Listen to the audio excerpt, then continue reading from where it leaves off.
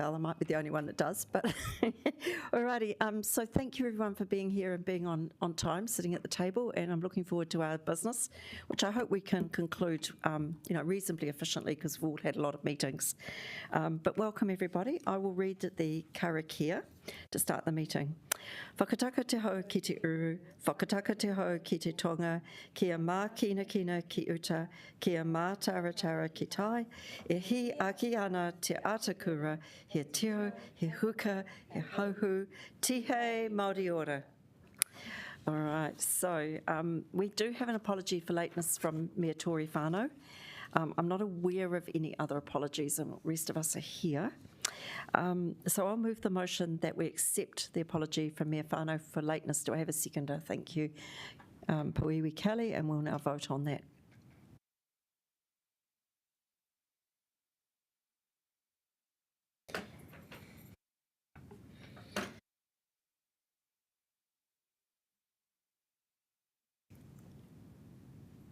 I assume you're voting in favour. Yes. Okay. Let's just process that with Ray voting in favour, if we can.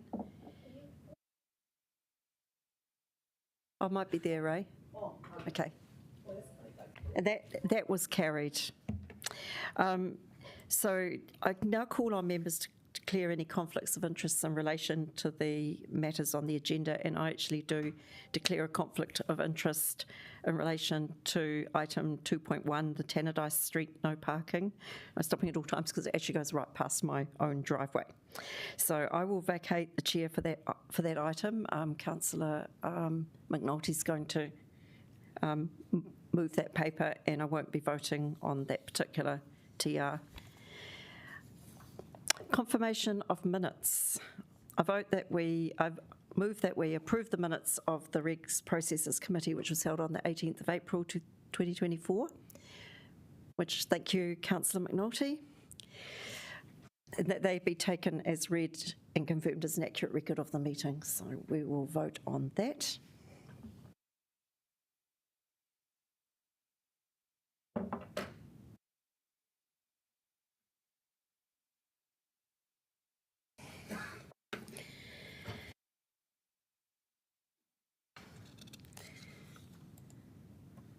And that was carried. I must have missed it. There are no items not on the agenda, but we do have some public participation. So I would like to welcome Elspeth White if she's here.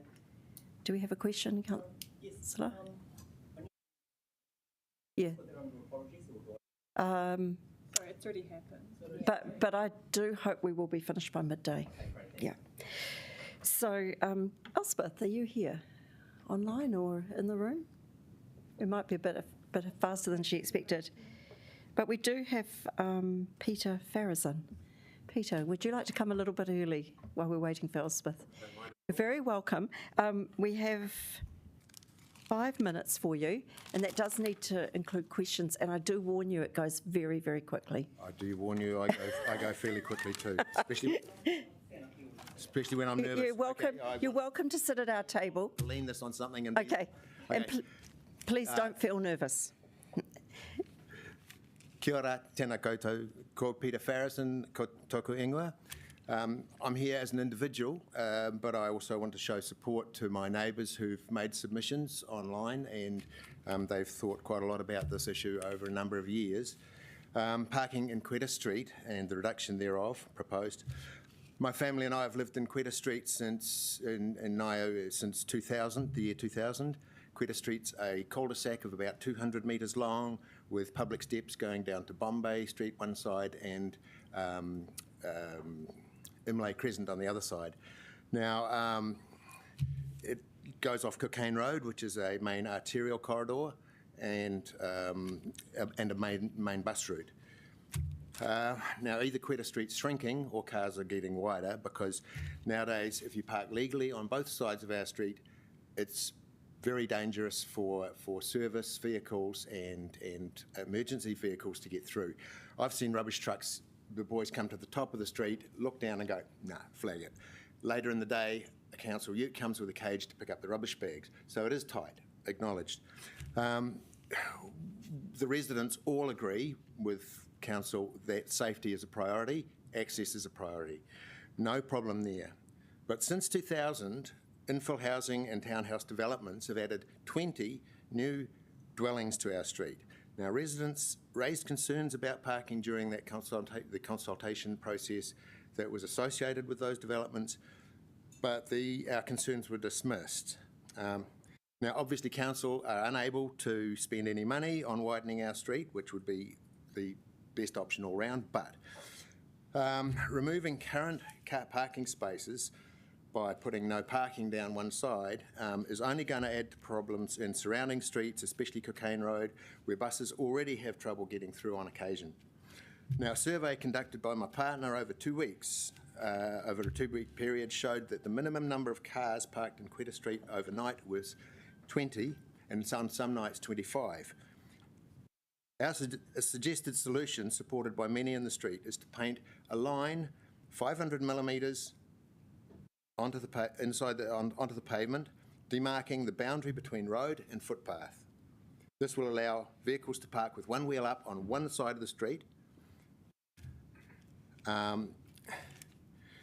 note that bicycle lanes have also been created by painting lines on footpaths, and it's technically illegal for bikes to be riding on footpaths. No problem with bikers. I was one for many years in Berlin. I think bicycles are a great form of transport. But it's about where you draw the line, okay? And it's about that demarcation between street and pavement.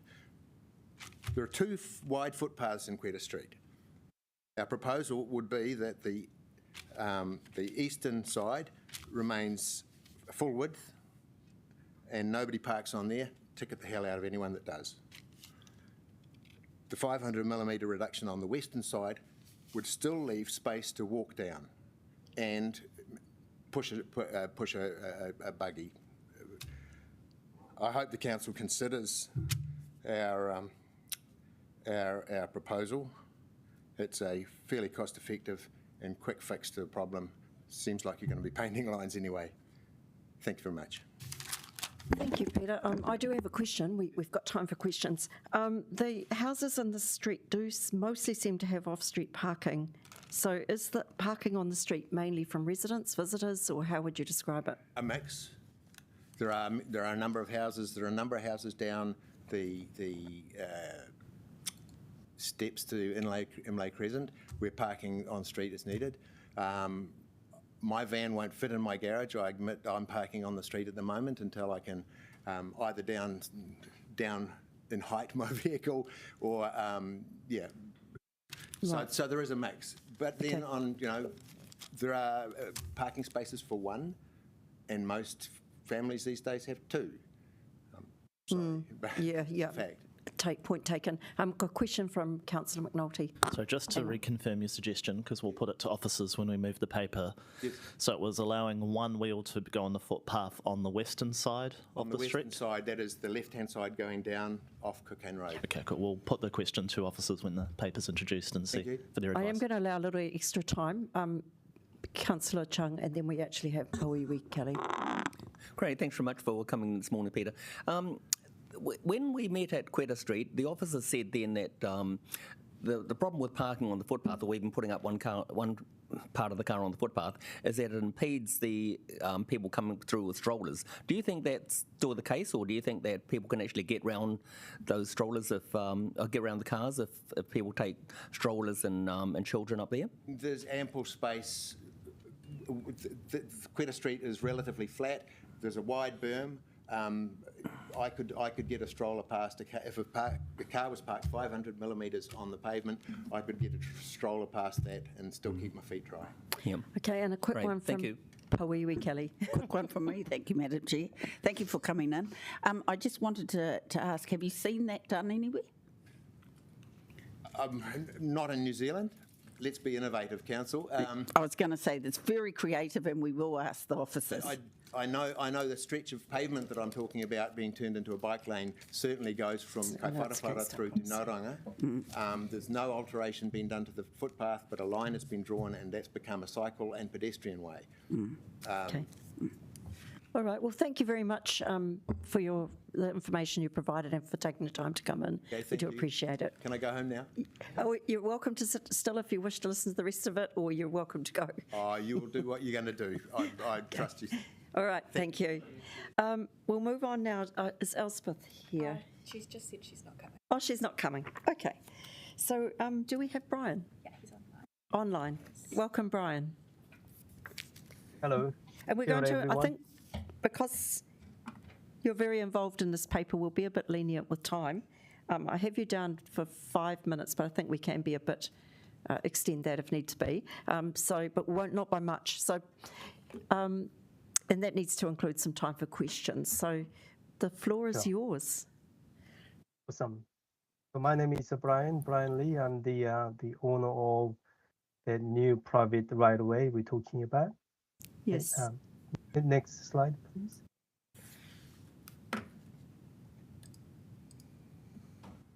I approached the council about 5 months ago because I found that to have a broadband, I need to have a street name.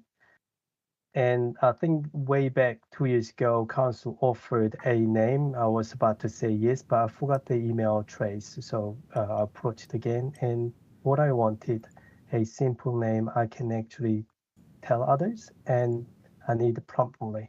And I've been waiting for 5 months. Frankly, I complained in email why it takes so long. Probably this is not agenda, but I really want that my name resolved today. Okay, next slide, please.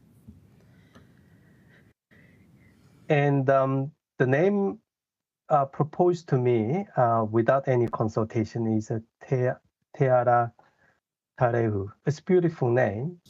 But when it comes to that, spell my name officially or non-officially, things are a lot complicated. How many people actually know Teara means actually road type?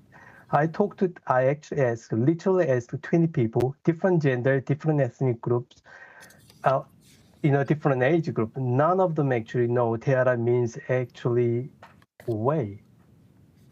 And if I actually spell, this is exactly what I have to say, uppercase T, E space, uppercase A, R, A space, uppercase T, macron A, R, E, H, U. Soon as people don't know what macron means, things are a lot more complicated, especially the formal land. And I don't know how many government agents can actually take macron A as their input.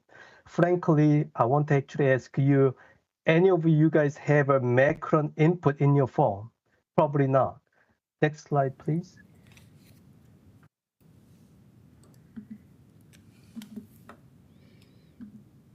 Am I against the Te Maori? Absolutely not. I love it. What I want is a simple, consistent name.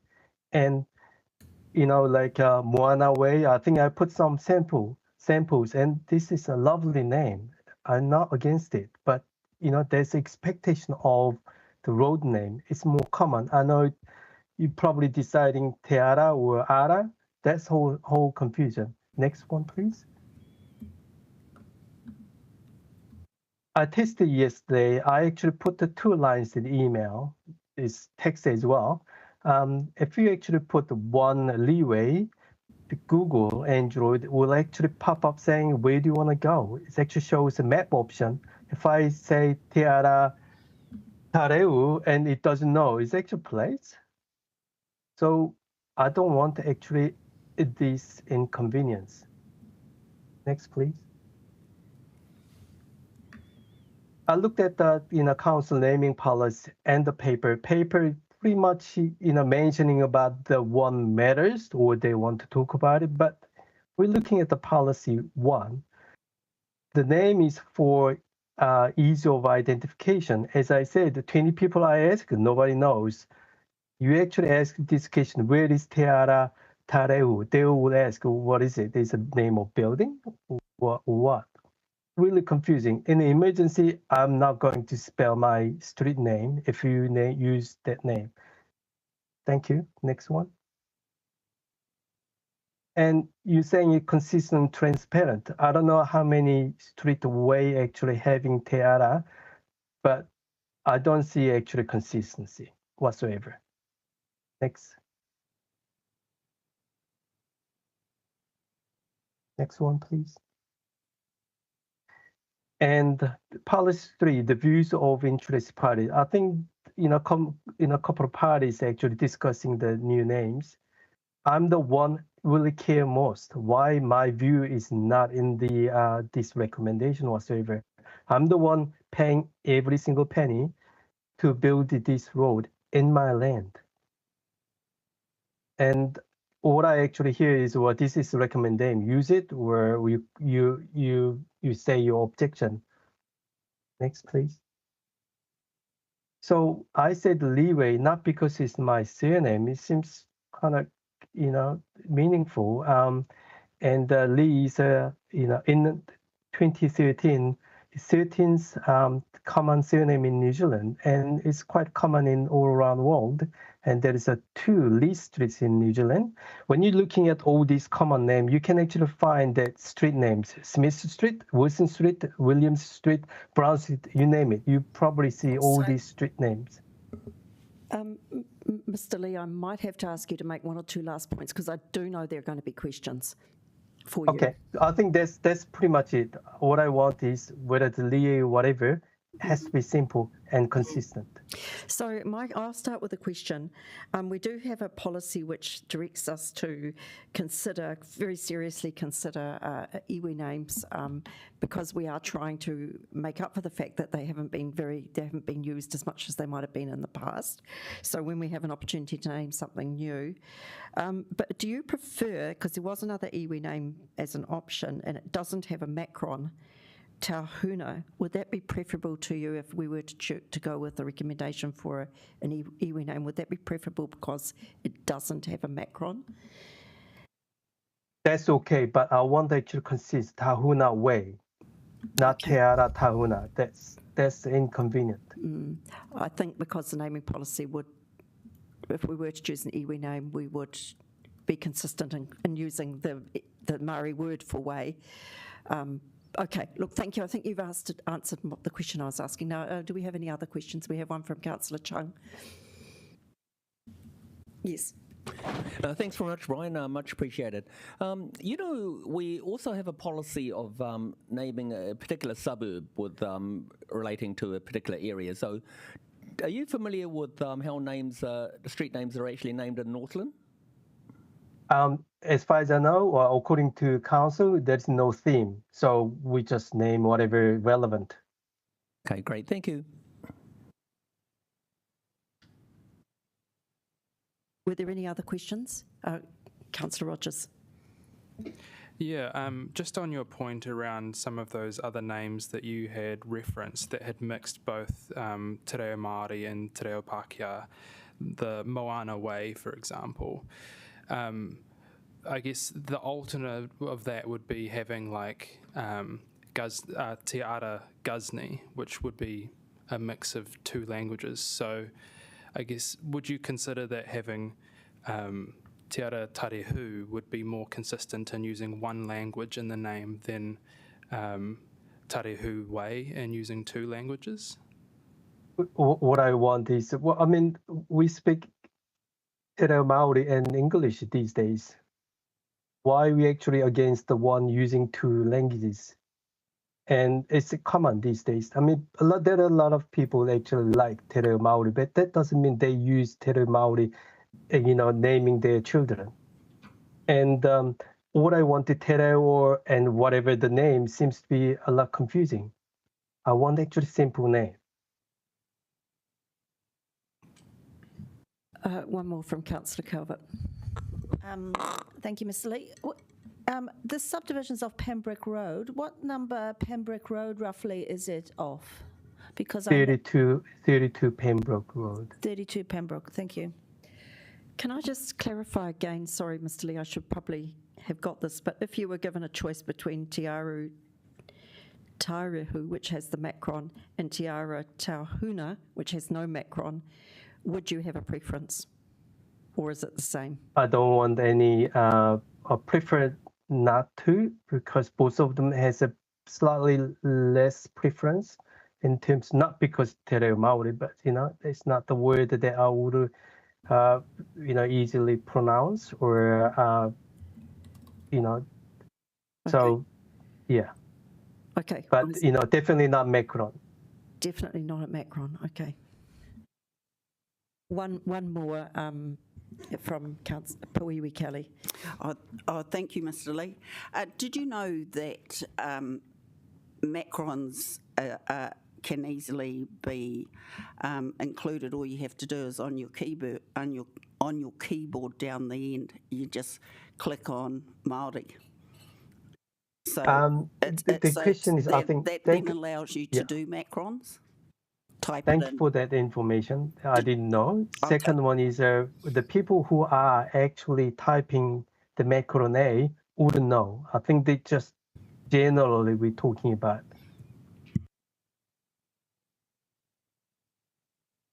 Well, thank you very much, and thank you for the extra information. We will have to debate it and see where we land, but thank you very much, Mr. Lee. Thank you. Thank you. All right. So we'll move on to the first item of business, which is, I believe, the... We just had a message.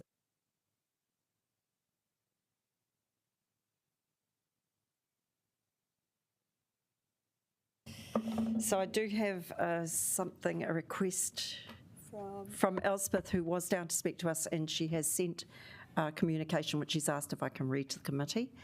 So she says, Morena, frustratingly, I'm not... Sorry, I think it's just from here. Oh, okay. Right. She apologises that she's not able to attend because she's unwell. On behalf of the Whero Bay Community Garden Society, I express appreciation for the consideration of our licence application and look forward to hearing more about our thriving community of gardeners and others as a future meeting. And that's from Elspeth, who's committee member on the Whero Bay Garden Society Incorporated.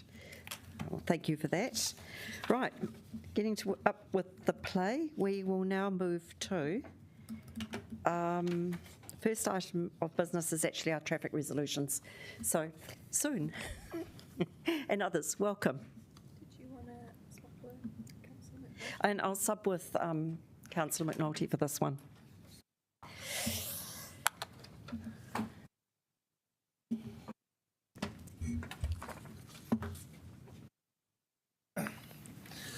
Kia ora, Soon. If you could introduce the paper, please. Yeah, good morning, councillors. I've got Kate Goldie here to present the papers to you. Good morning, councillors. I'm Kate Goldie, the team leader of Traffic Resolutions. I'm pleasure to present to you our traffic resolutions paper. We went out for consultation on 13 traffic resolutions, one of which has been deferred and another one has been withdrawn. So we've got a total of 11 to present to you today for your consideration. They range from various different safety concerns, intersection improvements, putting in some broken yellow lines in places, and we've also got some raised crossings as well. We're open for any questions that you have today. Okay, are there any questions? Councillor Abdurrahman? My question is going to be a bit more generalistic, and a good example for me is there is one crossing in Kilbirnie currently that was built not long ago, about a month ago. It's not still finished, in front of Park and Save near the police. So what happened is after that finished, the water started leaking from in, not even a week. So how sure are you, whatever we're going to put it now, some of those crossings are a bit costly, nothing is going to happen the next day after? Councillor, what we have is after construction, we have a liability period, which is 12 months. So anything that is faulty due to construction, the contractor has to make it right before we accept after a 12-month defects liability period. So yeah, that will be addressed under the contract agreement with the construction. So basically what you're saying is if the contractor didn't confirm with you, there is no issue with the water under it. Once they build the crossing, in that 12 months, you can go back to them, hey, you didn't do a good job because you didn't report it. There is something that needs to be fixed under. I think that the issue there is a flooding issue where the drainage is not managed, so that will be a design issue that we have to go and investigate. Councillor Rogers? Thanks. If I could, through you, Chair, ask 3 questions. Yeah, absolutely.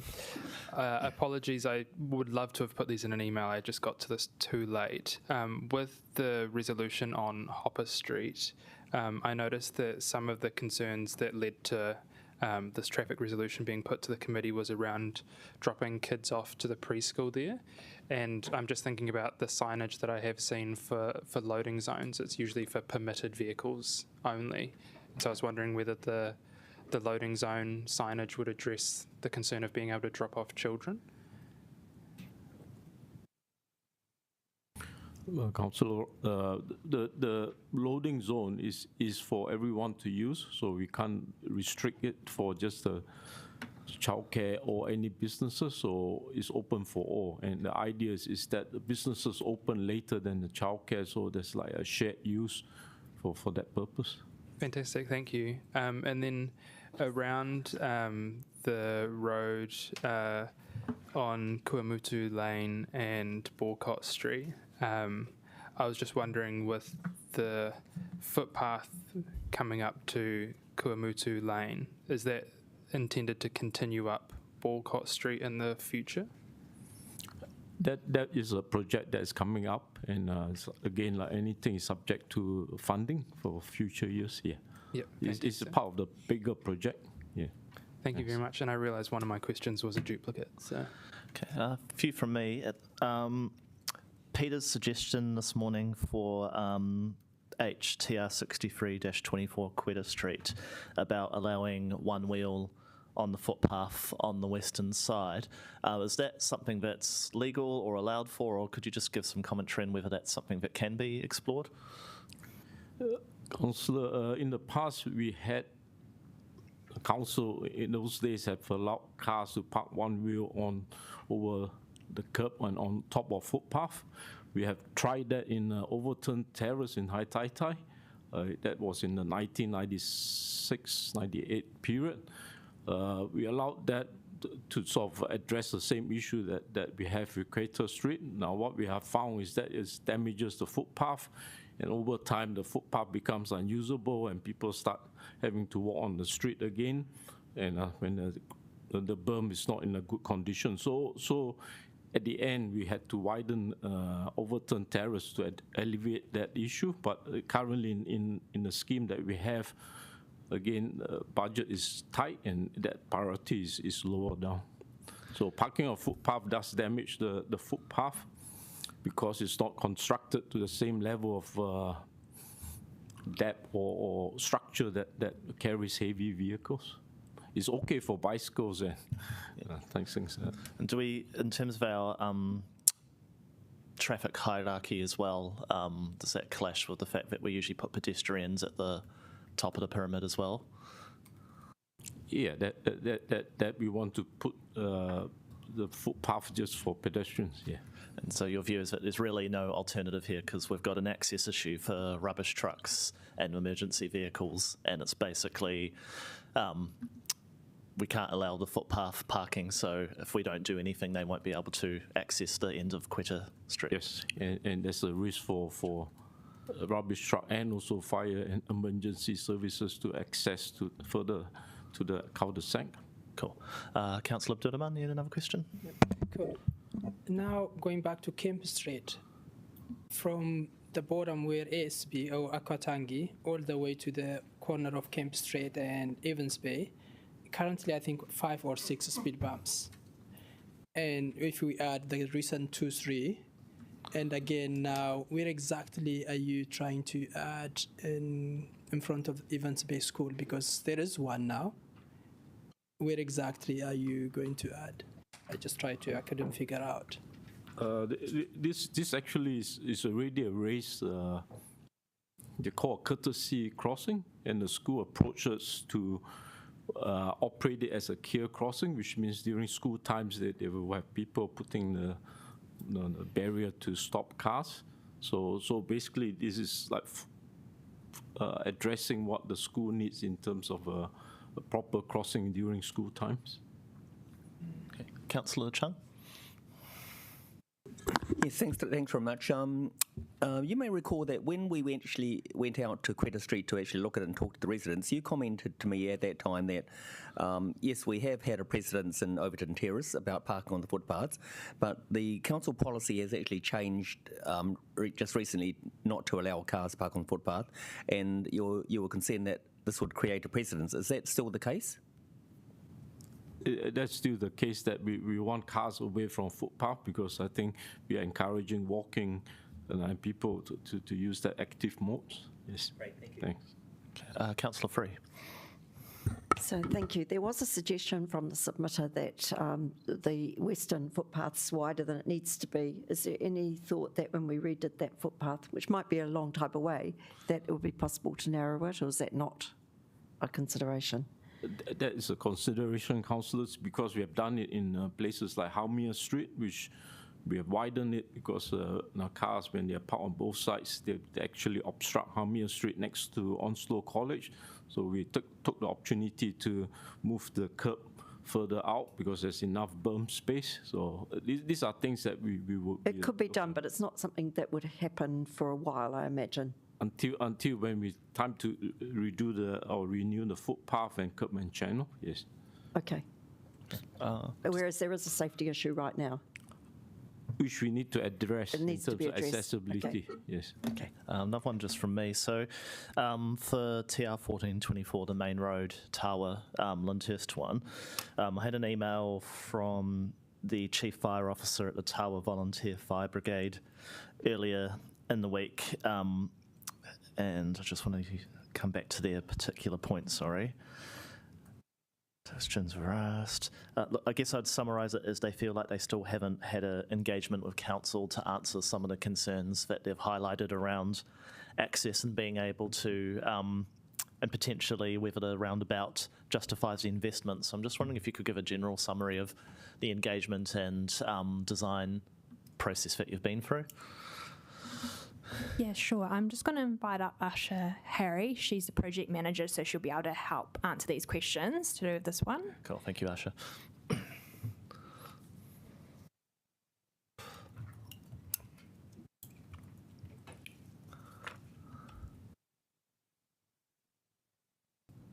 Hello. Good. Thanks. So originally there wasn't much engagement done. We did a first round of TR and we got some feedback back from them. I then went out to them, had a chat. It wasn't just the chief, it was the chief and a few of his fire officers there, and we had a good discussion of what they thought was required in the area. We then went away, we did some more research, we got some more pedestrian and traffic counts, and we also spoke to other members of the community, which include the Tawa Business Group and the Tawa Community Board. We grabbed their feedback, we reworked the design. We then went out again for the TR process, and I've also done additional reach outs to them as well to see if they want to meet, have a chat on these new updated designs as well. And did they come back to you on that opportunity? No, unfortunately. Okay. Councillor Abdurrahman? Probably maybe Siobhan can help me in this one as well. So I just want to understand, when we're putting any of those projects, are we working cohesively with the other part of the council, including the Wellington Water, making sure where we're putting is not going to be an issue the next day? I'm just trying to ask the same question that we did before. So we have a quite comprehensive planning function in the transport team, which has a tool called Ford's Works Viewer, and we ask that all utilities put in their forward works, the planned works, over the coming 10 years. So Wellington Water, Wellington Electricity, Chorus, all of those utilities, we ask that they put, it's completely voluntary for them to do that. So they put that in, and then we coordinate our works with that to ensure that there aren't any clashes of work. So we've got quite a robust planning process. It does rely on those utilities putting in the information, though. So if it's voluntary, does that mean if they put it, let's say a good example of the Kilbirnie one again, which built it the next day, leak started, is that responsibility of those who built the crossing to do it again because they didn't confirm if there is something under it? Or are you talking about the KFC intersection one? The one just by the police station. Is that the same one? I don't know the specific case. Anyway, I don't want to be specific. I'm just using that as an example how that works. Does that mean the contractors will be obliged to redo it, or do they ask for another contract to be paid? So if they do something, it fails, and then they have to redo it. Is that what you mean? No, let me put it again. They put it a raised pedestrian crossing, Yep. and then in a week's time, the water start leaking through that pedestrian crossing. So that was so I think Sun's answered that. That was likely a drainage issue as opposed to a water pipe issue. Yeah. So that's exactly what I'm asking. Do you make sure the drainage is fit for purpose when you're putting those? Oh, absolutely. So that's part of the design. So what's the answer that Suntec gave was that we would be going back to the designers to review that design, because obviously these crossings should be designed with drainage in mind. Everything we do on the road, we design the drainage accordingly because we don't want our roads flooding. Thank you. If you follow up with the Kilbirnie one, that would be good in that case then. We will do that. Thanks. Just one more on the main road Lyndhurst one. Is there any ability in the resolution to sort of do some and then monitor and see if the full design needs to be implemented, or has it really been conceived as a overall consistent design where removing some elements might jeopardise other parts of the effectiveness? So we did have a look at doing 4 raised crossings on the whole intersection. Based on the data we collected from our traffic counts and our pedestrian counts, we really wanted to focus on where the crashes were actually happening and where pedestrians were walking. And this minimised our design to have just 2 raised crossings and 2 speed cushions on the 2 other roads that didn't have as much traffic flow on it. So we really have cut down the design as much as possible, but we're still putting safety first. Well, maybe this is more Siobhan, but Auckland Transport have made a call recently to really reduce the amount of speed cushions or raised crossings. Is that sort of just their operational, or does that have any flow on to what we're considering? So it really, this guidance comes from Wakatahi, so we are guided by them. Auckland Transport is responding to potential signals I think they've been given in the draft government policy statement. We will wait till that government policy statement is finalised and we receive that new guidance potentially from Auckland, from Wakatahi. Okay, thank you. Are there any more questions? All right, Usher, Soon and Kate, thank you very much. Thank you, councillors. All right, I will look to move the traffic resolutions paper. I want to thank the officers for the work that they always do. I know that even though this is right down in sort of the mechanics of council, every one of these resolutions takes quite a considerable amount of time, design and effort. So I do appreciate what they've put forward. I'll leave any other comments for right reply. Would someone like to second the paper? Councillor Chung, would you like to speak now, or would you like to reserve your right? Okay, I'll open it up to debate. Is there any speakers this morning? All right, it's your chance to go and speak right now then, Councillor Chung.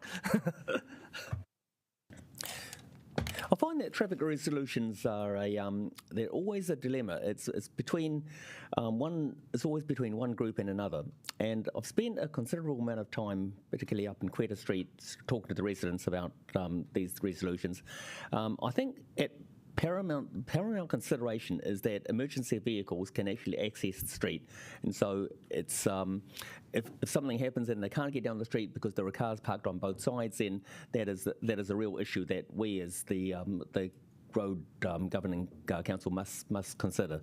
But I also sympathise and empathise with the residents because. And this is partly caused by what the council has actually done. The council actually approved a block of flats down at the end of the street and didn't require them to have off-street parking. So what's happening is that the street now is actually filling up with cars so that residents don't have places to park. So I've talked to the residents who have young families, they have young children who they sort of put into strollers and they walk up that street. And so, again, they consider it's actually an impediment when cars are actually parked on the footpaths. So it is an issue. I've been trying to find a resolution about, we looked at trimming trees, we looked at different ways of doing things to get the cars out of the way, but I think it does come down to, it's one group of people wanting to sort of leave their cars handy, and I think that Koata Street is actually probably not too different from a lot of streets in Wellington, in that it's not easy to actually park even around the corner or a short distance away, because the main street that connects up with Koata Street is Cocaine Road, and Cocaine Road is a main street, and so you get a lot of bus traffic through there. You get a lot of heavy vehicles coming through that street, so it's actually very difficult to actually find parks up there as well. So it is an issue, and I do sympathise, with the residents up there, particularly those who take their shopping and then they have to walk a long way to actually take it back home again, and also handling children. So it is a balance, and so. I think it still is paramount that we actually ensure that emergency vehicles have access to these areas. So I think that takes precedence over anything else. So thank you. Thank you, Councillor. Poe Kelly. I was just thinking that I would reply. I'm going to support all the recommendations, but I just wanted to make a comment that in regards to the officers' comments around how things get entered into the system and how it's voluntary, so it's not something that they have to do. So that's not just, there's a lot of logistics though to get that in place, so it's not just a problem that we have here. And I just wanted to share with you an example. In Cannons Creek, we had our paving all relayed. Everything was all kerfuffle while they were doing all of that work. They just got it all finished. We had it all finished for less than a week, and then gas people came and dug it all up again. And that was human error. It was just that they hadn't coordinated that work was going to happen. And if that had happened, then the upset and the disruption to the public. So all I wanted to share with you is it's not just in Wellington City that we have these human errors, and if somebody can come up with a system where everybody knows what the left hand and the right hand are doing, it'd be awesome. So I just want to share that with you, but I'm going to support the motion. Poe, I think we would solve all of local government's problems overnight if we could develop such a system. I want to thank Councillor Chung for quite considered comments. I do personally find sometimes the decisions here are harder than the big ones when we're throwing around tens of millions of dollars, because sometimes it really is just a winner or a loser and there is no middle ground to be found, and I think that's something we'll confront when we move on to the naming paper later into the day as well. So since there's no one else that wishes to speak, I will... Sorry. Are there any of ones that we'd like to take separately? Yes, the Tannadice Street one.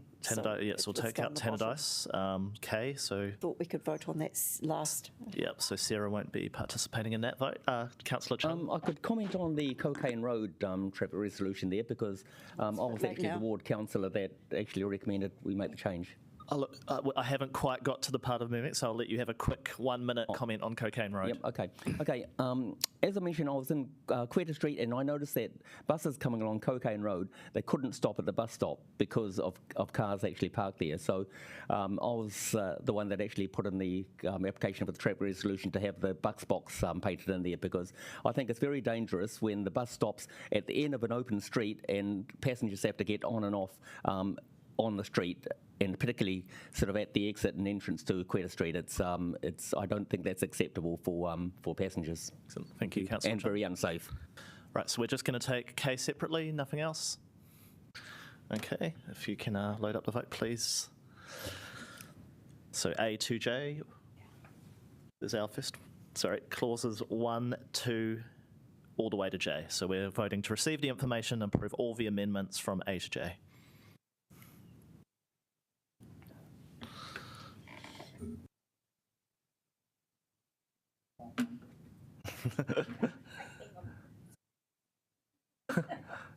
I'm watching my answer. Okay, so Poe's taken Mea Whānau's vote, so please swap those. All right. Do you want to change that to an affirmative for Liz Kelly? No, Dibs. We've got it. We'll fix it. They've got it. Okay, and Councillor Free has moved away from the table due to the conflict of interest declaration, so we'll take just K individually now.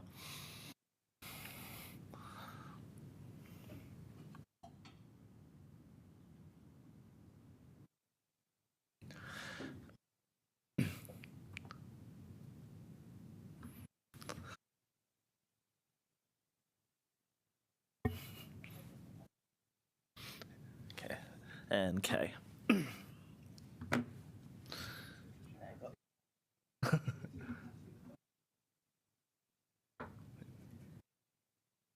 And that can be closed. And it has passed. Thank you very much. And with that, I will vacate the chair.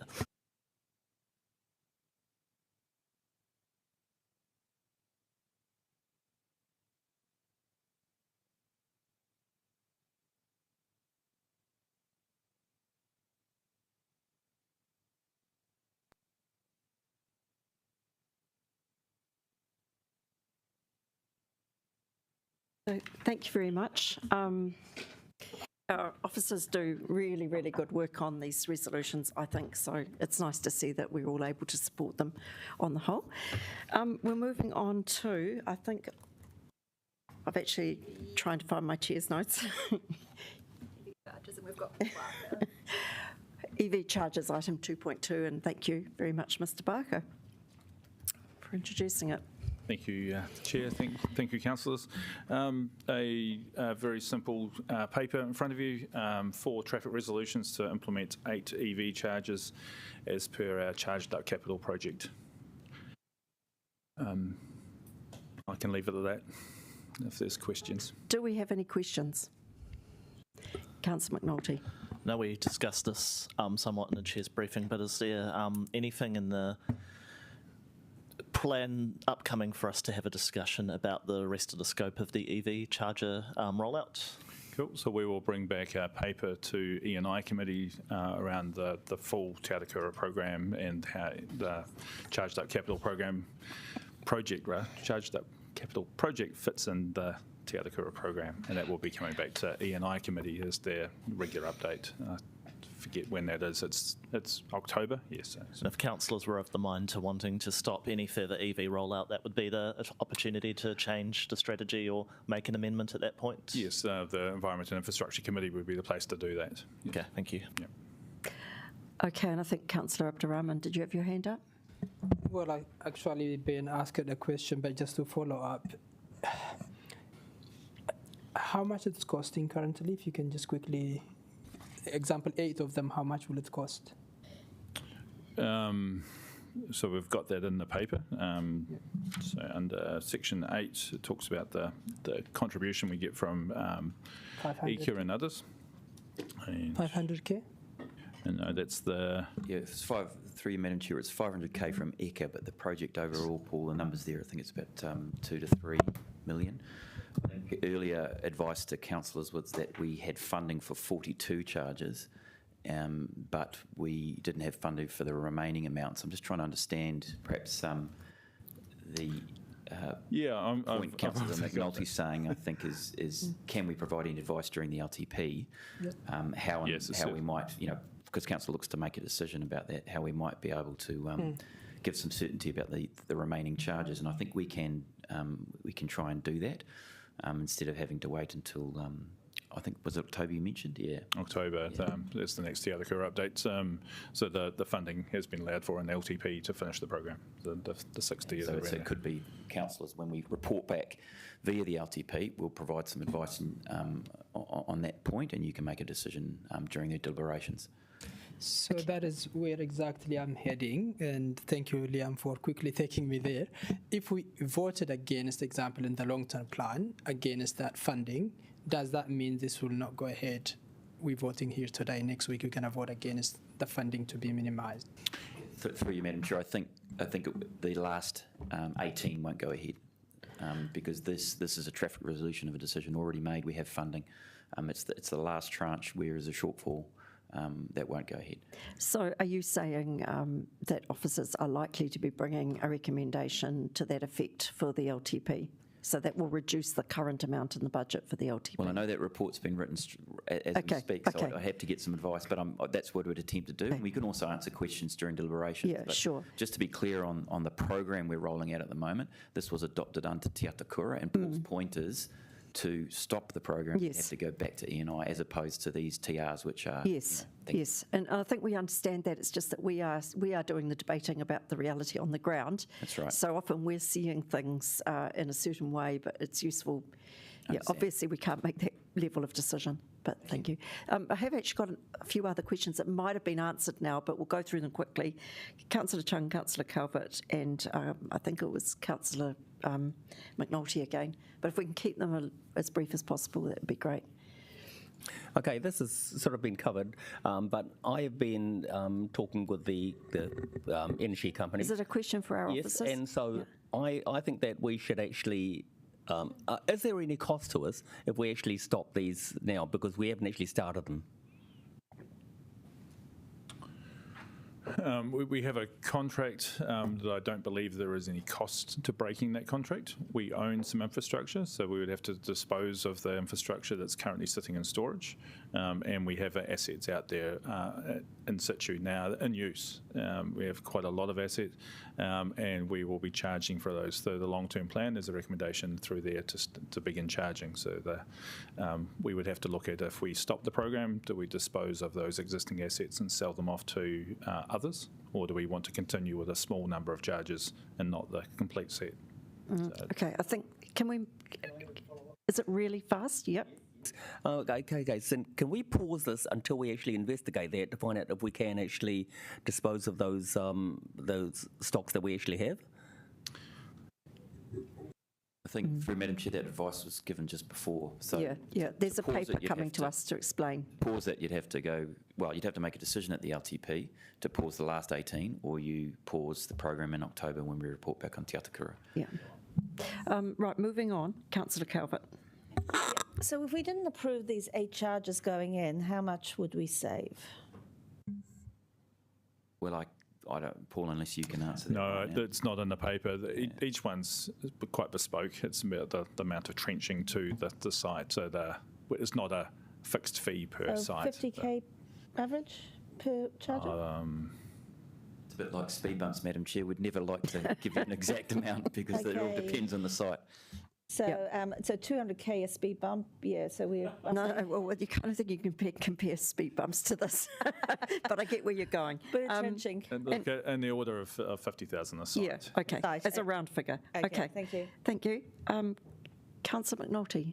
Yeah, just wondering around usage stats. Since the government's repealed the EV legislation, have we seen usage plateau, increase, decrease across our network? My understanding is that it continues to increase.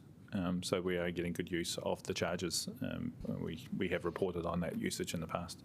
It's alluded to in the paper, but not. Okay, I don't think there are other questions, or are there?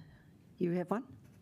Councillor Rogers. Mine was really just a question of clarification. The paper that we have at the moment is fulfilling our duties in a regulatory function as opposed to a policy setting function, and so questions about that should perhaps be referred to a situation in which we're considering a policy function rather than a regulatory one. And yes, you're right, and that's how we answered that first question, is that we need to push it up to EIC, who have directed officers to implement this program, the Charge the Capital program, and which we're doing, and these are the next 4 sites under that program. Thank you. And Pauiwi Kelly. Thank you, Madam Chair. I'm confused. If we don't agree to this today, what happens? If we don't agree to these 4 sites, we won't implement these 4 sites, and under the program we will go off and find another 4 sites to replace these 4, as instructed by the EIC committee. At the moment we're on a path. Thank you. Right. Yeah. Well, thank you, everybody. I will thank you, Mr. Barker. It has been an awful long week of meetings. I'm happy to move this paper, and I presume I'll get a second to thank you, Councillor Rogers. Look, I've had concerns too because of, and I think we see a certain perspective around the regs table where we realise the trade-offs that we're making. You know, we're taking up car parking for lots of different reasons and changing road space for lots of different reasons. And it's probably becoming maybe a little bit obvious to some of us that this is on the margins of what we're trying to do. And sometimes these EV charging spaces are coming at the cost of regular parking spaces, and we know, we're hearing from our communities how important those regular car parking spaces are. But I don't think this is the place to be, the decision we're really making is there has been a big program put in place. We've asked questions, we're getting that information about where we go from here, but we did have a commitment. And the commitment wasn't just a policy statement from our council, it was actually a commitment also with our partners ECA that we would install at least, I think the commitment was for 30, but the understanding was it was more likely to be 60. And I think we are in the middle of a process. There's been a lot of staff time and energy put into these recommendations which are in front of us. And I'm personally going to support these that we have here. These are not bad things to do. I think we've asked legitimate questions about the future of the program, which we will get the answers to in due course. But for myself, I'm happy to support these 8. And I do actually see that they weren't particularly contentious as well. So that's where I'm sitting. Now, I'm just going to ask if my seconder would like to speak now or reserve his right. I'll reserve. He's going to reserve. So is there any further debate? Yes, we have Councillor Calvert. And I'll call for a division on this vote when we do come to it, but I'm not going to support it. I just think it's completely irresponsible of us now to, just when we're so close to probably changing the policy, to go and approve what could be close to $500,000 spend. Now, I don't know where that money, some of that money might be coming from elsewhere, but it basically is all coming out of Wellingtonians' pockets, whether they're ratepayers or taxpayers. And we know the government's made an announcement some time ago, and we should perhaps have been a bit more agile, knowing that they're going to put in infrastructure, they're going to pay for that. And for us now to say, well, we've got a policy, but we're probably going to change it in a few weeks' time, we should not now be committing this amount of money. Now, if the policy doesn't change or there's something else that comes out after the 30th of June, well, this could come back to us. But, you know, it's costing. We don't have money at the moment. We need to find ways of saving money, not spending more just because there's a policy. So I'm not going to support these because I think we could put that money to much better use for Wellingtonians than following through on a policy that we know is going to be changed in a very short time. And when you're looking up to, and it might send a message as well for spending any more money on this at this stage. So I won't be supporting it. And I actually ask you to think about our financial situation as a city, and is this the best use of our money? Thank you. Thank you. Now, next up was, unless I see anything else, I think, yes, it was Councillor Chung. Then who else is next? I see Pawiwi Kelly. Okay, right. So, Councillor Chung, Right. you have your say. Yep, thanks very much. Now, as I mentioned, I've been having discussions with Z Energy and sort of Mobile, and they have a committed policy of rolling out charging stations at their EV charging stations at their petrol stations. And so they said that in general, you can look at wherever we currently have petrol stations, where there's room to actually install EV chargers, we will, because of course that's our core business. Now, if we look at the ones in Tawa, for example, there are 3 petrol stations on the main road in Tawa. So there's a possibility of putting those 3 in. Which ones do them first, I don't know, but I feel that council, you know, we have a responsibility. What is our core responsibility? Our core responsibility is to put in infrastructure, to look after the roads, to look after the water, to do these things that no one else does. And so we shouldn't be doing things that other people can do, and especially we don't want to be competing against other businesses, you know, who we rely on to pay our rates. So we want them to be profitable. We want them to be out there providing a service. Now, they've got huge petrol stations, they've got huge forecourts on there, so they've got lots of room on there to actually install these. And I agree with Councillor Calvert that we should be looking at everything we spend, and so this is a significant amount of money. but is it actually going to achieve the purpose for which we originally decided quite some time ago when we agreed to this? And I think that, yes, we make these decisions at the time when we didn't know what was going to happen with private companies. We didn't know whether petrol stations were actually going to follow up and install these. And of course, these stations, they're running businesses, and so they don't make business decisions until they're sure that they can actually get a return, until there's a minimum number of EVs out there so that they know that they're assured of this business. So I think that that's the way that business operates. And so since then, the whole scene has actually changed, and so that we should review our decision that we made previously when there weren't many charges around. And of course, we wanted to make it easier for people to go and charge their cars wherever it's convenient. But as I said, you look at Ottawa, we've already got 3 stations there. There's 2 petrol stations in the main road in Karori that are looking at them, BP and Mobil. So we shouldn't be competing against these other companies. Thank you. Thank you. Pauiwi Kelly. Thank you, Madam Chair. You're going to be surprised, Councillor Colvert and Councillor Chung, but I agree with you. And, and I'm going to vote against this. And essentially, my thinking is we don't build petrol stations for cars, so for other cars, for diesel cars or petrol cars. So I don't see why we should be doing this for electric cars.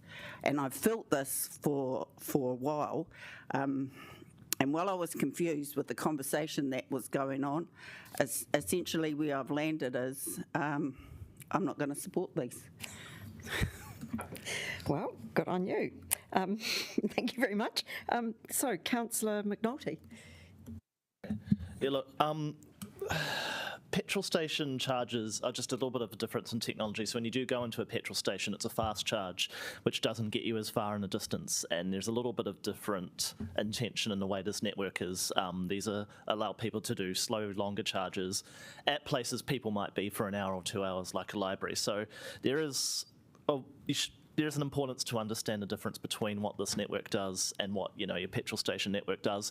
By and large, though, I agree with the comments that have been said. I do wonder if this program, despite its good intentions, has become upper class welfare given the cost of an EV. But I think to say the policy will definitely change is a little too preemptive. For me, I would be looking at, can this be a moneymaker, for instance?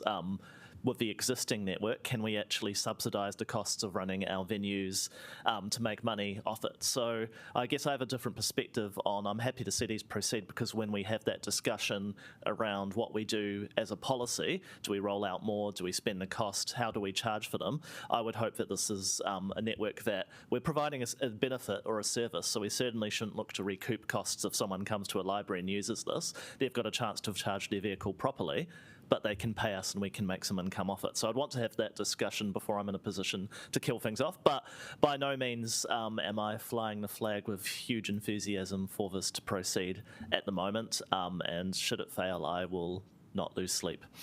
All right, thank you. Councillor Abdurrahman. I don't know if I have to say anything. Look, not long ago, Tesla owners used to get high priority compared to other drivers, and we changed this a couple of months ago. Now spending about 500K for Tesla owners to charge their car at the time when we're talking about a lot of core service cut is about equity issue for me. I don't think so this is going to address a lot of the climate action we're trying to do at this stage. And it has been wrong precedent already. And we recently had about 8, from the information that I have, in only one of the suburbs in the southern ward. In the same suburb that 8 electric charging machines put it, we introduced a parking management policy where we also say no to those who can't afford to pay a $200 or $195 a year to get exemptions so we can support them. So why on earth I would support Tesla owners to charge their car for free, putting a $50,000 worth of electric vehicle charger, when this council saying no to $200 low-paid earners to get, So personally, I think this is the day, and I'm voting against this. Okay. All right. Well, no. No, well, not yet, because I'm just about to ask the seconder if he'd like a go at this point, or would you like to If I prefer may, to stay to before the I end? raise the point, could I get the chair to take some advice about whether we're now considering policy functions while trying to execute our regulatory function as a council, and Yes. whether we're considering keeping those two things separate? We're in debate, and I can- think it's quite clear, and we can approve or we can not vote for this. Simple as that. Yep. I think we have to make our own. That point has been canvassed a little bit, and I think we have had some advice on that. So I think we can. We are free to make decisions not to do any of these things. We're not changing policy settings. I think we did have some advice that at the moment they would just go off and look for some more sites. So, but we are. Yeah. So look, I think we're free to make our own individual decisions. We're having our debate. I think we've sort of had that advice. Would you like to speak before or after Councillor Chung? I'm happy to speak now. Okay. Thank you, Pauiwi Kelly, for raising the issue of us investing in charges when we don't invest in petrol stations. I thought one fact that might be interesting is the British Petroleum Company of New Zealand, which was established here in 1946, was 51% owned by the New Zealand government, in part for the establishment of a network of places where people could fuel their cars, but also because it allowed us to make some money. I do also think that it's important to consider that we are executing a regulatory function in this context, and when I go through the proposals as they are, I do believe that the change has been well considered. And I think I've heard people talking about private companies who may wish to install chargers on their own property. I also have to put myself in the position where I don't bias my decision on these traffic resolutions purely because the traffic resolution was lodged for the benefit of the council. And for that reason, when I do evaluate them on their own basis, I do consider them the reasons for the change to be well reasoned. I do not see any significant opposition that hasn't been taken into account by the officers who are looking at this recommendation.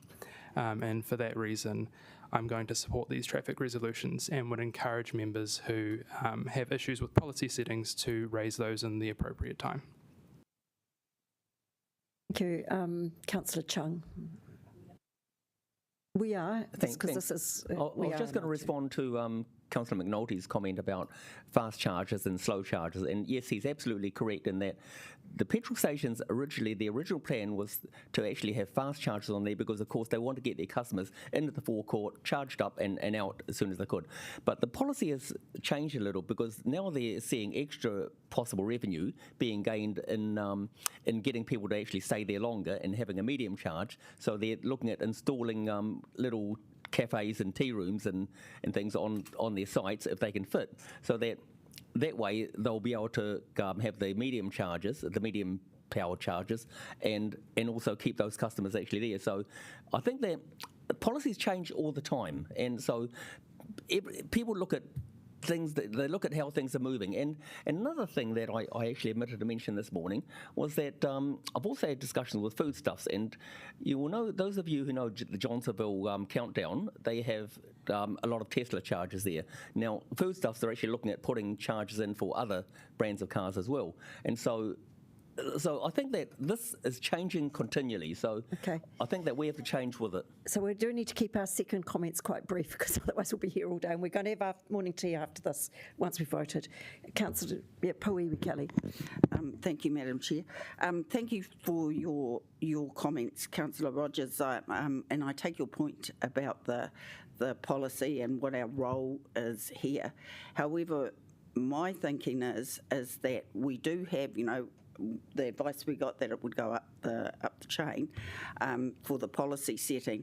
I think if this was to fail today, we would be giving a clear indication to the officers that we need to rethink things and don't go straight into getting this or started and because the logistics of it all, they're probably already starting to do that work, but it's giving a clear signal to the officers that we do need to rethink our policy.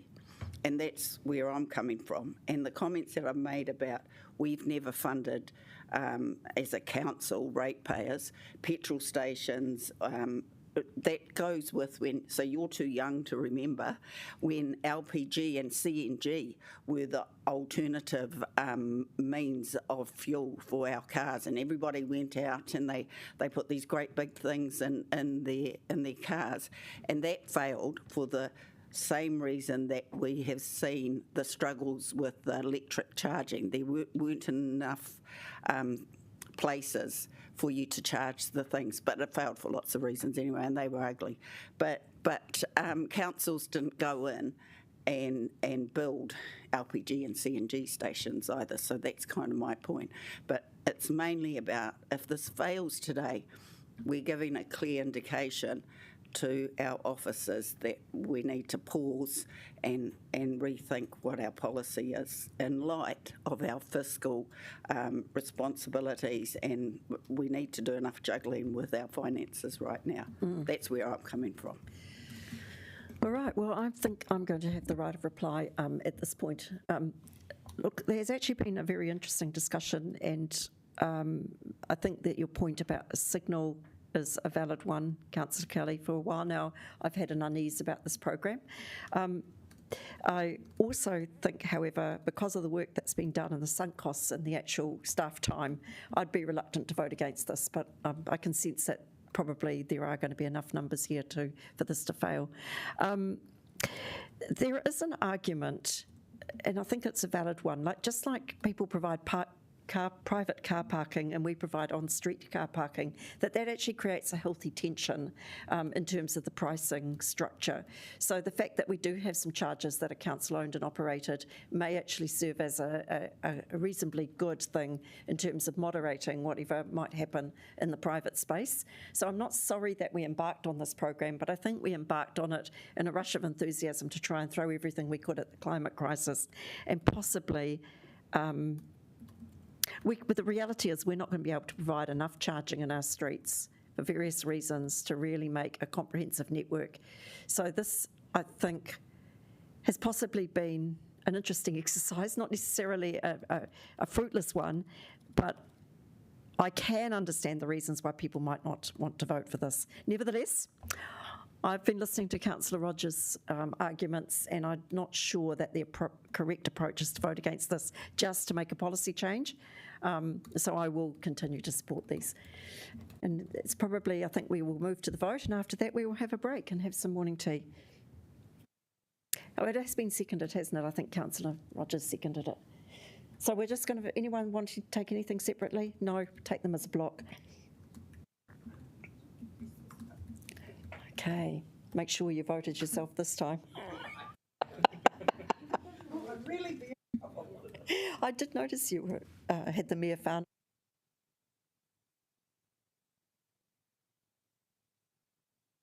Yours is no. Okay, well, we might need to correct Councillor Abdurrahman's to no. And that means that has actually failed, and we did ask for a division. Okay, and that being the case, let's have morning tea.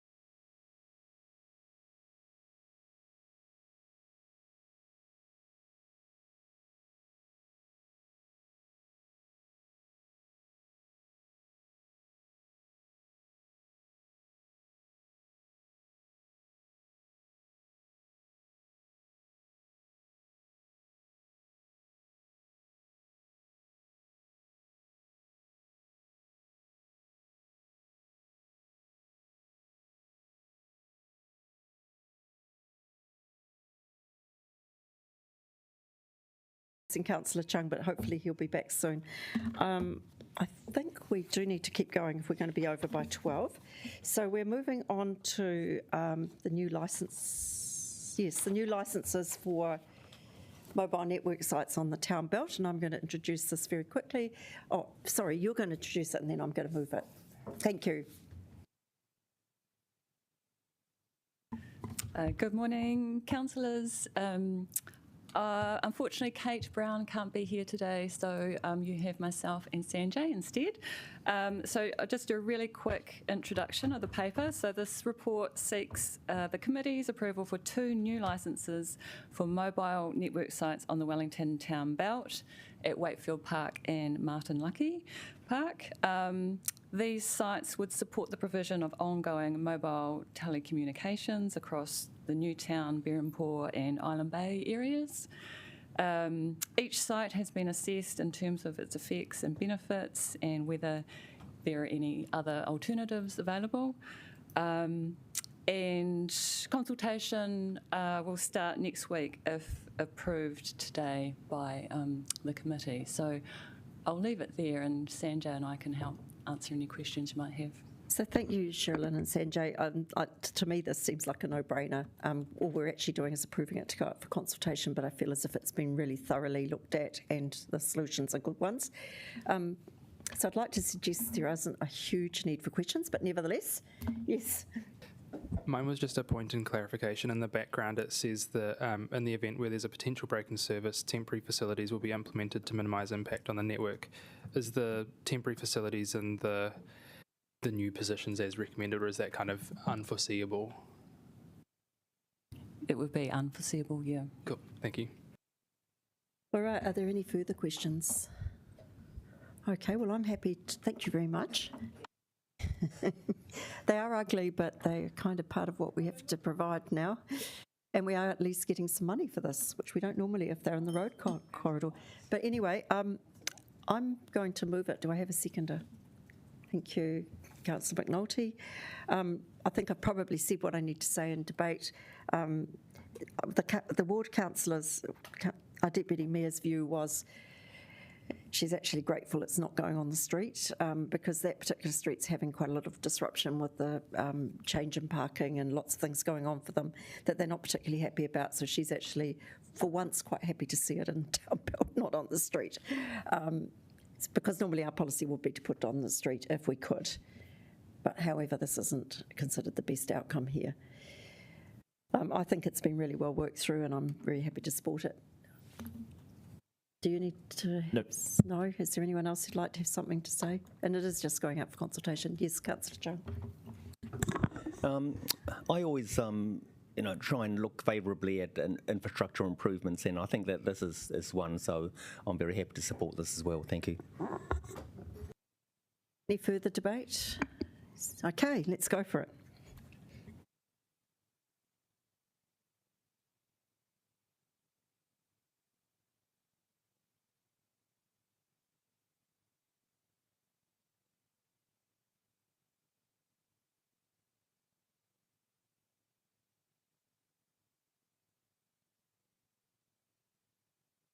And that has been carried unanimously. Thank you very much. We will now move to the proposed road closure, and I'd like to invite Maria Tuma and Suntek to the table.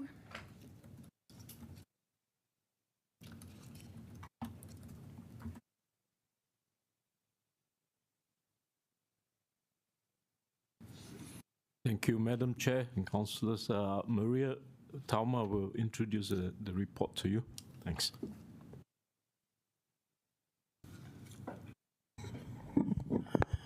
Good morning. Good morning. The road closure I'm bringing today is for the Rossler Shield, which is held over Mount Alexander Road around the hill on Mount Vic, and it's run by the Athletic Club. As you'll notice, it's on this Saturday coming, but they didn't send it until really late, so this is the only meeting they could bring it to, and they've done all the work they need to in anticipation for approval of the road closure. Thank you. Thank you, Maria. Are there any questions? No? As usual, very good work. Thank you. doesn't look like we need to keep you any longer, but thank you very much again. Thank you. Thank you. Right. Councillor. I was going to ask Councillor Abdurrahman if he'd like to move this one. Would you like to move it? I move it.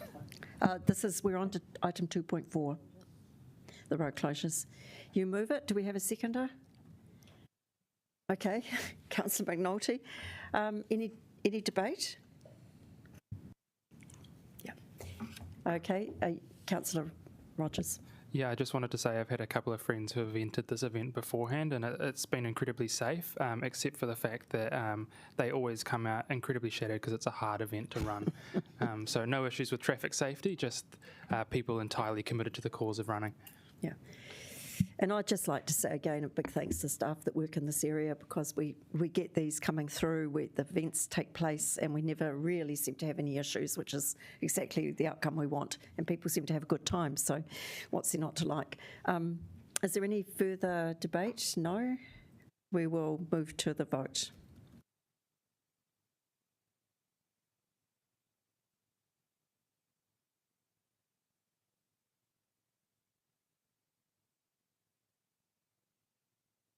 All right, that's moving now to item 2.5, the name for the new private right-of-way off Pembroke Road in Northland.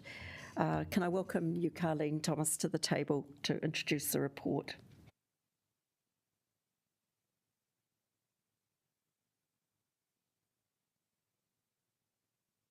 Tēnā koutou. Ko Carleen Thomas tōku ingoa. I'd like to present this paper to councillors for consideration. It brings a number of names before councillors for considering with regards to the naming of a private right-of-way off Pembroke Road. Kia ora. Thank you. Do we have any questions? Councillor Abdurrahman.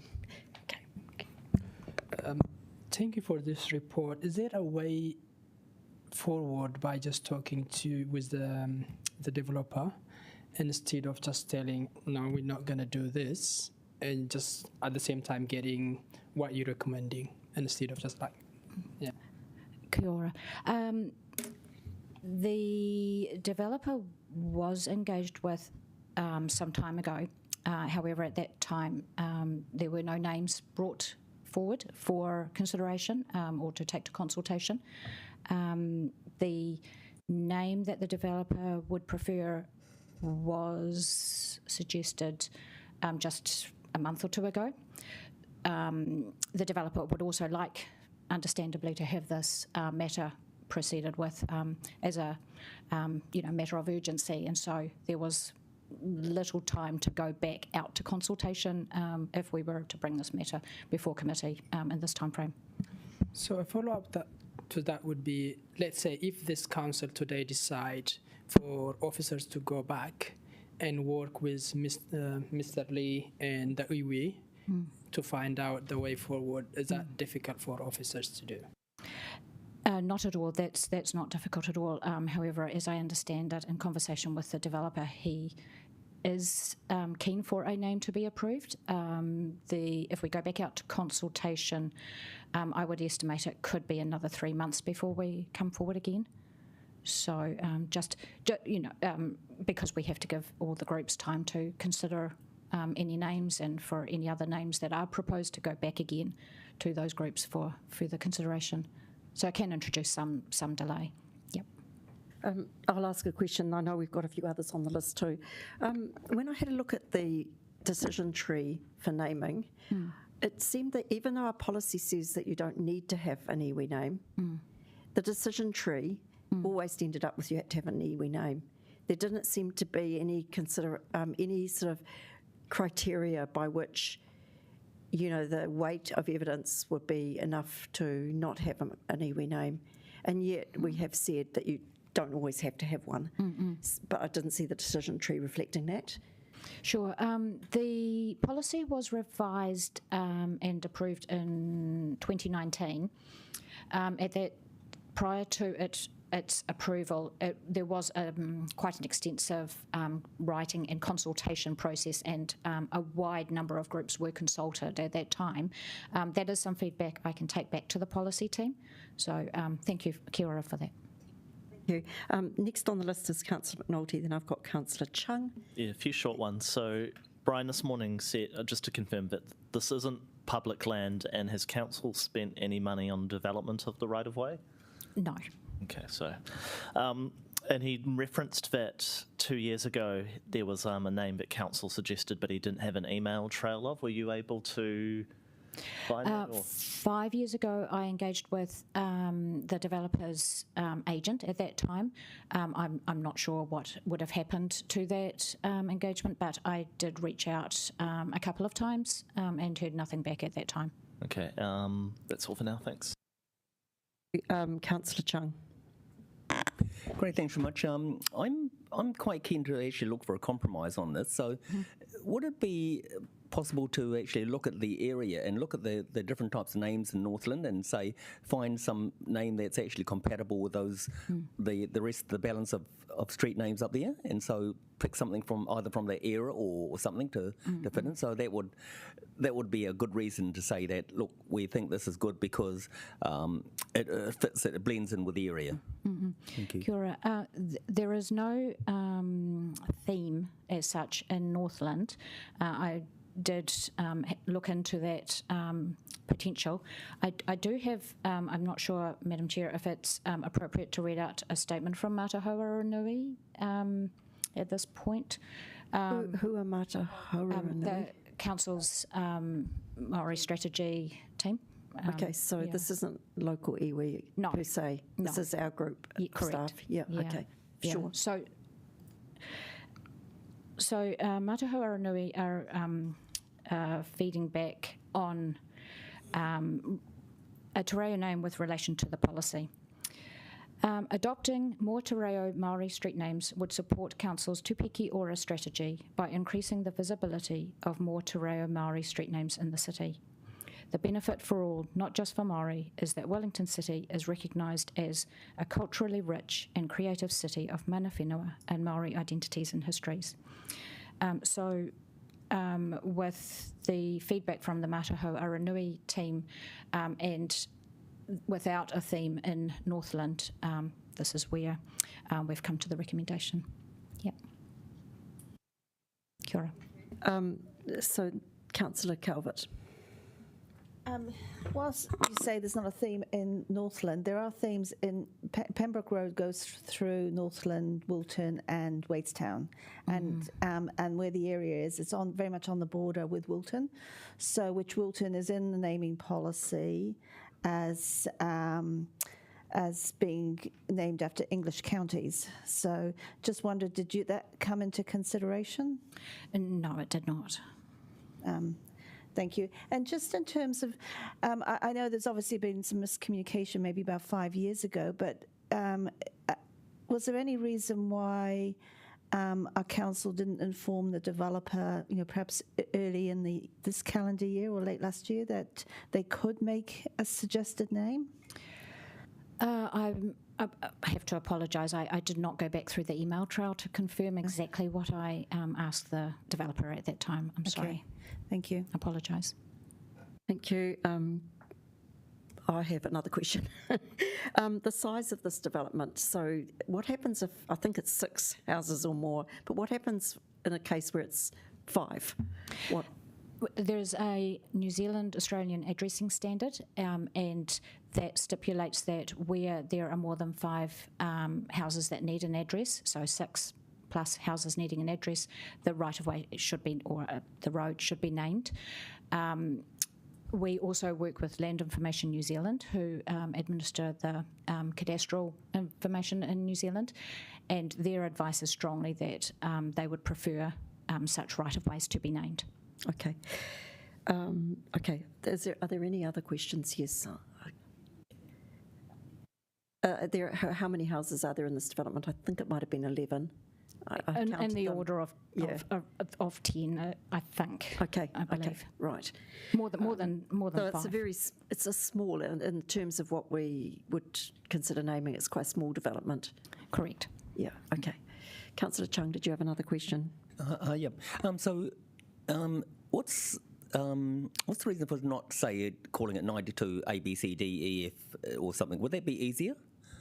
The LINs would not accept those addresses, so we can go, say, 32A up to E or D. Once we go over E, then we would need to name the street. So, yeah, I'm not sure what what the reasoning is for that, but the standard quite clearly provides for naming to occur after that. Great, thank you. Okay, are there any further questions? Thank you. Thank you very much, Ms. Thomas. Thank you. Right.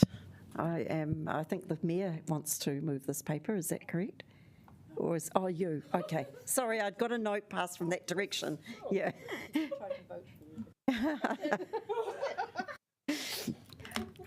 All righty. Way you go, Pauili Kelly. Thank you, Madam Chair. I'm really quite excited to move this recommendation now after all the conversations, listening to the debate, listening to the developer. Where I've landed with this is that I think this is a really good example of re-indigenisation, you know what I mean, of our spaces and places. And when Mayor Tory whānau came in, I thought this is a really good example that we have to get it right, because why she was late was because she was at the renaming of our Ipuni Street. And so this is our opportunity to follow our policy and to get it right. I think it's a lovely name, given that there is no themes. It actually is relevant to the space that it is. It reflects the location of the right-of-way and that it is nestled in the side of the hill. So in our papers, it makes it really clear what it means. It's private, secret, hidden or concealed. So it's relevant, and I think that it's a lovely name. And even though the developer has raised that he'd like it to be named after him, I think that he's done his job. He's built his development. He's made his business, and now it's up to us to do our job, which is to name the street. And I'm hoping that you're going to support the recommendation before you today. Kia ora. Thank you. And do you have a seconder? Yes, Geordie. Would you like to speak now, or would you like to wait? I'm happy to wait, thank you. Okay. Is there any other people that wish to speak to this? Councillor Chung. I think that we need to consider the views of the developer, because it is private land, and so he owns it, and I think that he has to have some sort of input into this, and I think for us to ignore his views and what he'd actually like to see it named is actually, I don't know, it's a bit too, I feel it's a bit too pushy, and so I think that, we should consider what he wants. We should consider that, he has a point as well. So about, and particularly because there's no sort of area sort of naming pattern or system in Northland. So I'm going to vote against this. Thank you. Is there any, Councillor Abdurrahman? I think it's a beautiful name, and I'm supporting. I'm voting in favour of it. But I think my preference in the future would be to work with the developers and make them understand the policy that we have in place. And that means we all will be in the same page. It's not going to play out for such a small things in a way. Politically, we don't want that political jargon playing out in the public. And he himself, Mr. Lee, said he loves the names and he's not against Maori naming. And as an ethnic person from the name, if I'm not mistaken, ethnic person myself as well, we see the Maori people as our empowering in this community, in the land we live that belong to them, the welcoming society. So personally, I grew up in an environment where that sometimes you can't even name your own child from your own tribe because of the way the colonization played out, sometimes even, amongst yourself in different tribes. So it is very emotional for some people, and I absolutely support the Maori naming in all our streets and even in a bigger way in the future. But when we do that, we need to talk to each other for the good contribution of ethnic communities like Mr. Lee in the future. Maybe we might even name some names with ethnic people to acknowledge the strong relationship. But in this case, I'm strongly supporting this. I hope Mr. Lee would understand the policy that we have as well, which he indicated the beautiful name, and he will accept it. So thank you. Anyone else? I know you still want to speak. You don't? I was actually going to say. I think Councillor Abdurrahman has spoken beautifully, and for that reason, I don't feel the need to speak. Yeah. Yeah, so I've been really torn. I'll speak and then your turn. I have been actually really torn on this one, and I think much as I don't know enough about the process, I think something has gone slightly wrong with our process, because this is a very small development, and I've actually felt a bit offended at some people who've said, and a few people have said it, that the developer's made money and he has no right to name his own right of way. I think that's harsh.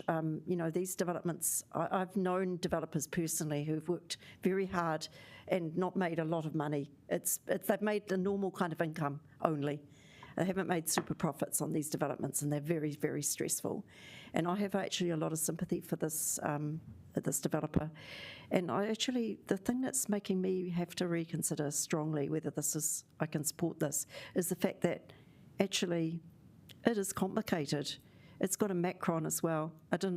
Given that we've got a situation where he wants a simple name, and I think that's something that could have been ironed out if we'd actually had more discussion with him. We could have come up with an iwi name that was simpler. It's got a lovely meaning, but this is only for 11 houses in a development. And so all things considered, and I also think there's a problem with our process. I had a look at the chart. That chart doesn't actually outline how you'd ever get to the process of not choosing an iwi name, and yet we say that not all new names will be iwi names. So I think I'm actually going to stand on a principle here where we don't have to have all new names be iwi names, and that this name is actually quite complicated for the developer. And we didn't have a very solid process here. And also, this wasn't chosen by iwi; it was chosen by our staff upstairs, which again says to me we haven't had a solid process. We haven't necessarily engaged with the Residents Association, which one of my colleagues said if the Residents Association had supported the developer, we might be in a different place. So I kind of feel the process has been a bit lacking, and I am going to go with not voting for this and actually supporting the wishes of the developer by not voting for it. But it doesn't feel comfortable. Now, do we have somebody else wanting to speak?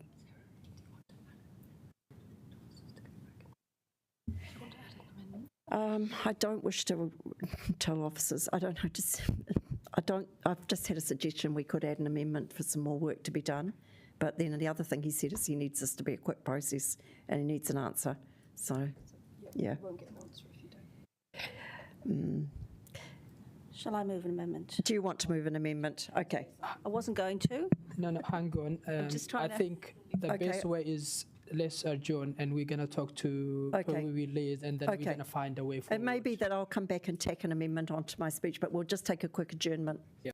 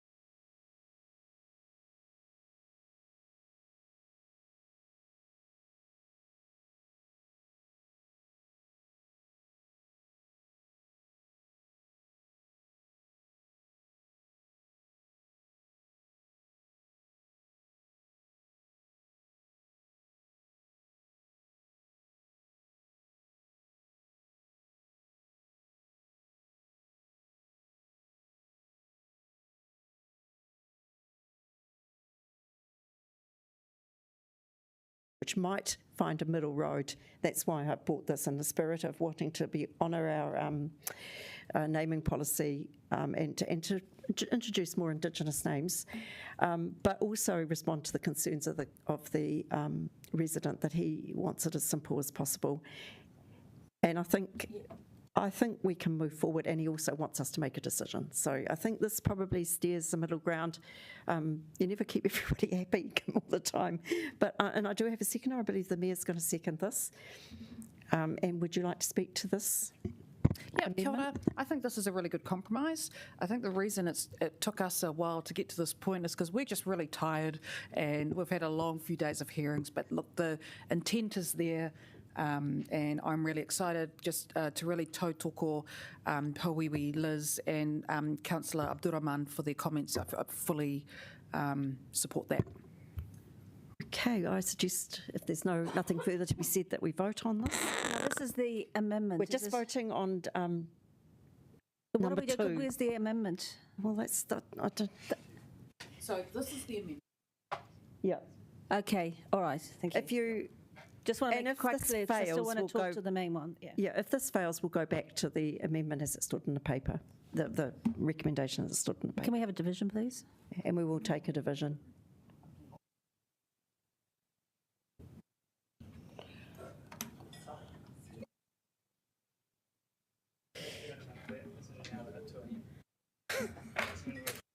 So that has passed, and we wanted a division. That's okay, Committee Chair. Right, that's me. Is there anyone else who'd like to speak now to this amended substantive? Councillor Calvert.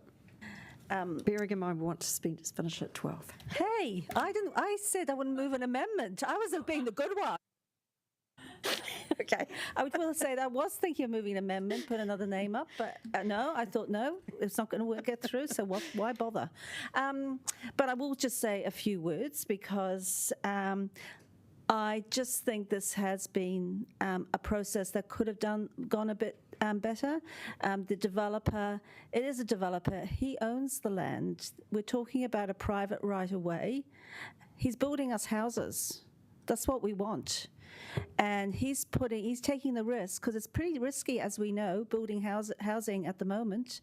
We've heard from developers that they're saying we can't afford to do the developments we want. So this is a person who's actually providing housing and wants to have the opportunity to name a private right-of-way that goes through his land he owns with his name, which is very simple, and it's actually keeping with the area because, as I mentioned before, Pembroke Road goes from Northland through to Woolton, through to Wadestown, and it's pretty close to the Woolton border. And Woolton is named in our naming policy as having named after English counties. And if you take on board Wadestown is named after early settlers. So it's actually specifically named in our naming policy. And I know Lee may not be, if you look at the Old English or English meaning of it, it means sheltered side of something, so which is certainly this right away as it sort of goes into a small hill. If this had some significance to Maori, I could understand, but I haven't seen that. It hasn't been brought to us, other than us wanting to name more names after using Maori. I think this is an overreach of our interpretation of the policy, and we are a bicultural city. And if he was building apartment block, he could name the apartment block whatever he wanted. He could call it Lee Apartments, but he's not. They just happen to be housing on a piece of land.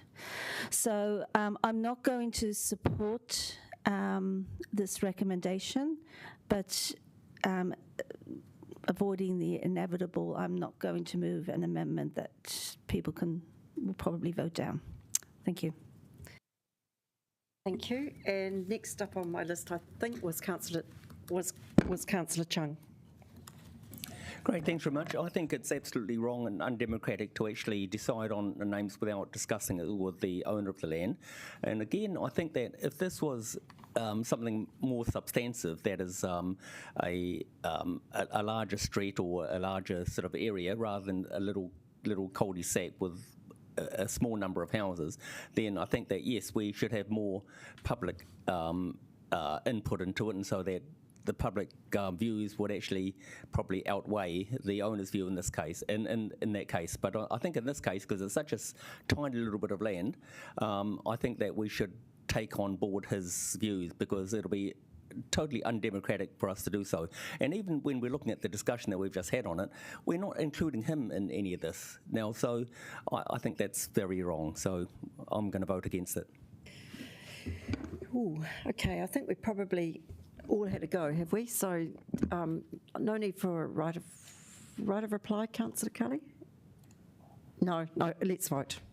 We'll take them separately. You want to take them? Oh, yeah, okay. And we'll have a division, please. Okay. So we'll just vote on number 1.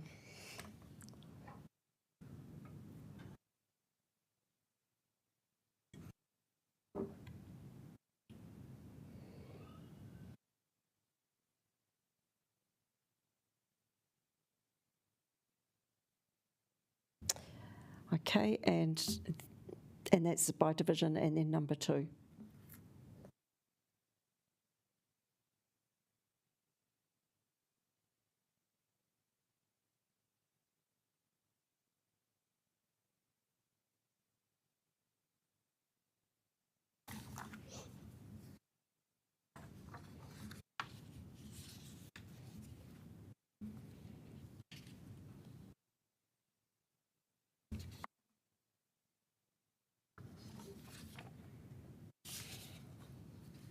And that's passed, carried.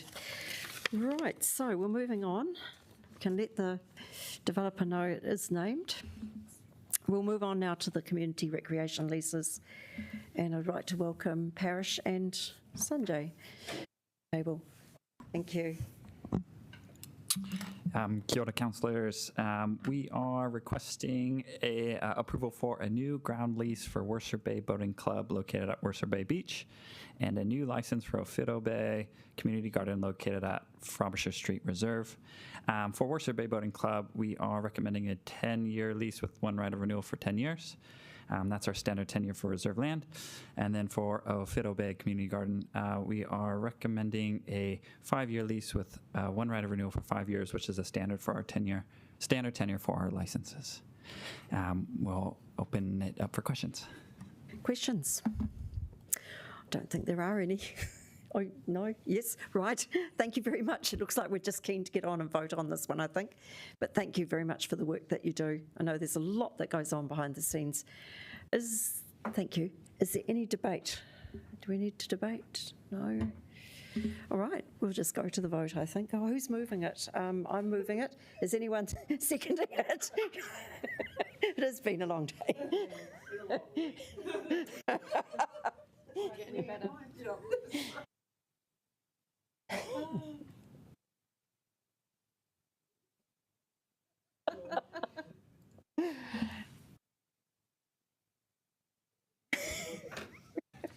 Thank you. And that was carried, and we will move to the last item, which is our actions tracking and forward program.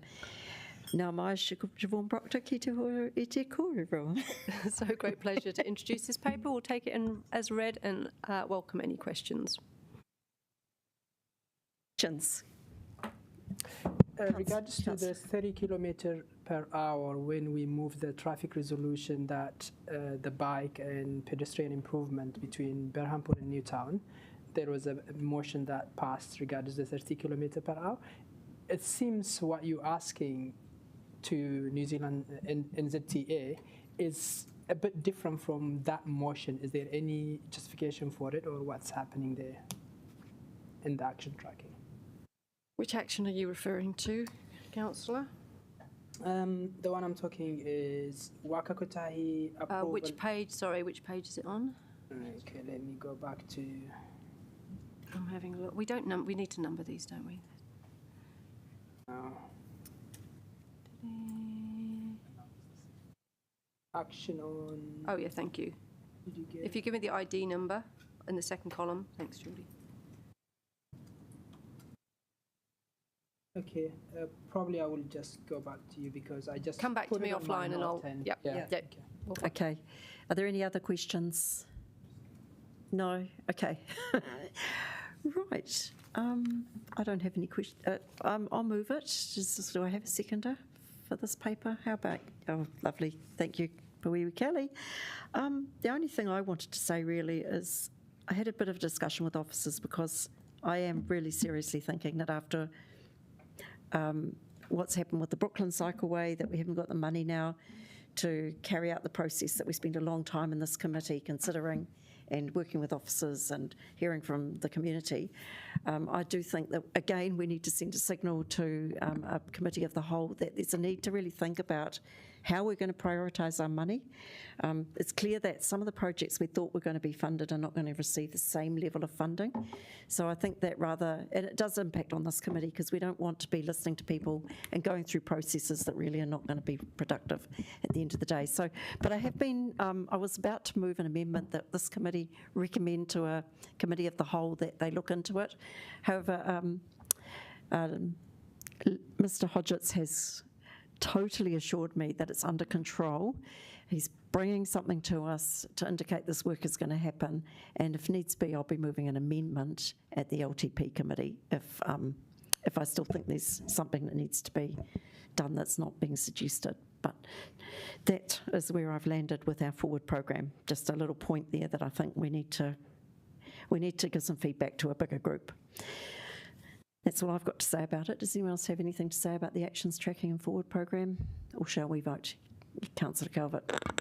Just a note that I think, given that we always know what this time of year is like, whether it's annual plan, but in particular long-term plan, and what is always a very hectic period, just in not only hearing submissions, but also processing various information that comes through, that meetings such as this should not be scheduled in the second half of May going forward. And I think that applies to any other committees or committees of the whole, that there should be the scheduling going forward should avoid this particular time of year so that we have enough bandwidth to devote fully the time. And I'm sure it would be easier for officers too, who are often not only involved in annual long-term plans, but also in some of this work as well. I would agree it's been a very heavy workload this last week, but yeah.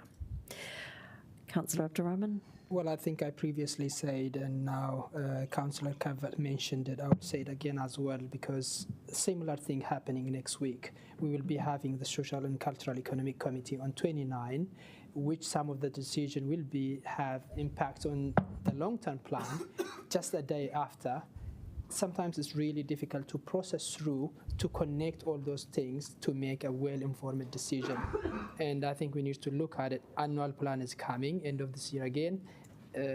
October, November is going to be another really December hectic time when we're going to make a lot of big decisions as well. So I think we really need to, I know officers are doing all they can, and it's very difficult time for them to juggle around as well. Probably a bit management is needed in this space.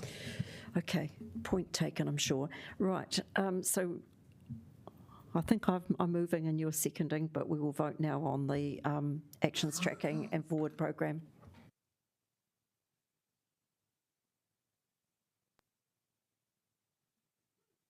Oh, goodness.